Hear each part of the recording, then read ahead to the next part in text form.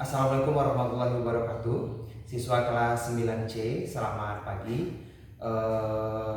Dengan mengucapkan Bismillahirrahmanirrahim, hari ini Bapak akan menjelaskan tentang persamaan kuadrat.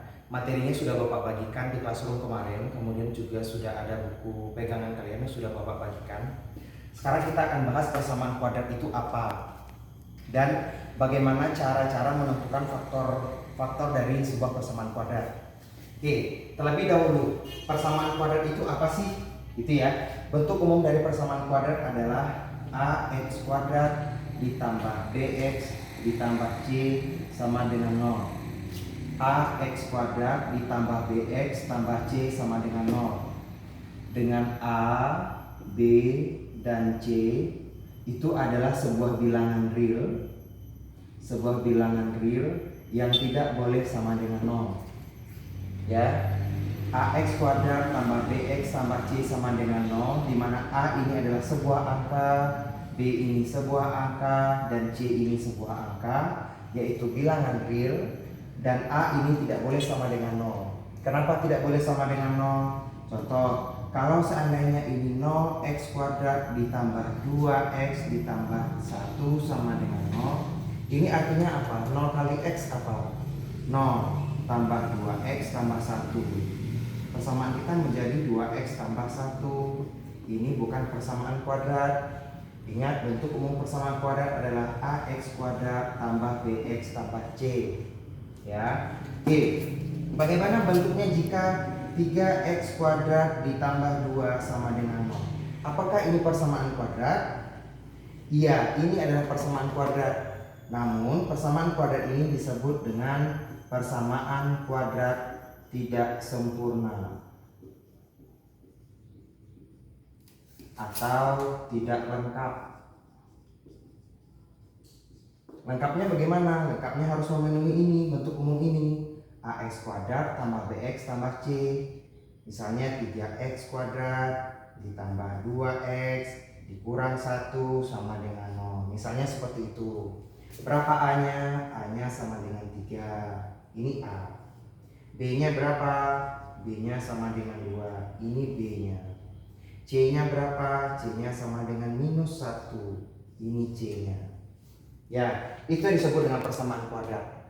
Nah, ada 3 cara untuk menentukan akar dari persamaan kuadrat ini. Yang pertama adalah memfaktorkan, melengkapi kuadrat sempurna, dan rumus kuadratik atau rumus ABC. Hari ini saya akan membahas hanya dengan memfaktorkan.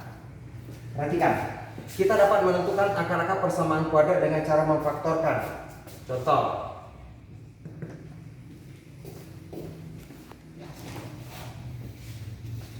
Bentar ya. Tentukan akar dari persamaan kuadrat. Tentukan akar dari persamaan kuadrat berikut.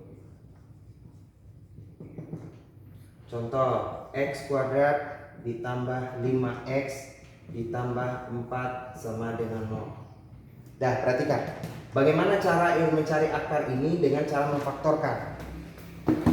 Kalian harus mencari dua buah bilangan, gimana nanti bentuk faktornya itu akan menjadi seperti ini. X ditambah 1, X ditambah 4. Kenapa X ditambah 1? Kenapa X ditambah 4? Oke, kalian harus cari dua buah bilangan. Jika dikalikan akan menghasilkan 4. Jika dijumlahkan akan menghasilkan 5. Ya, bentuk x kuadrat tambah 5x tambah 4, mencari akarnya itu kalian harus mencari dua buah bilangan, di mana bilangan itu kalau dijumlahkan hasilnya 5, kalau dikalikan hasilnya 4. X kuadrat tambah 5x tambah 4. Ada dua buah bilangan P. Kita misalkan P-nya sama dengan 1, Q-nya sama dengan 4. Maka jika P dikali Q itu sama dengan 4. Kemudian jika P ditambah Q itu sama dengan 5. 4 ini adalah C-nya, 5 ini adalah B-nya. Ya, paham ya? jika kita ingin memfaktorkan sebuah persamaan kuadrat, kalian harus menentukan dua buah bilangan P dan Q. Dua buah bilangan P dan Q, di mana jika P dan Q ini dikalikan akan menghasilkan C. Jika P dan Q ini dijumlahkan akan menghasilkan B. Ya, contoh kedua.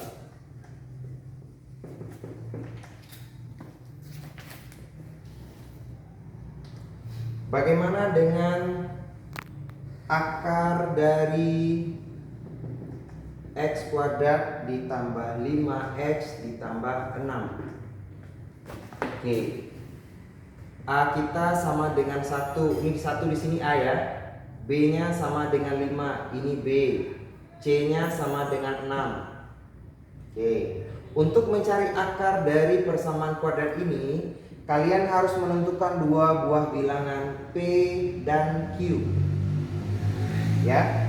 Di mana P kalau kita kalikan dengan Q akan menghasilkan C. P dikali Q akan menghasilkan bilangan 6. Perkalian 6 itu berapa? 1 kali 6, 6. Atau 2 dikali 3 sama dengan 6. Ya, hanya dua buah bilangan ini.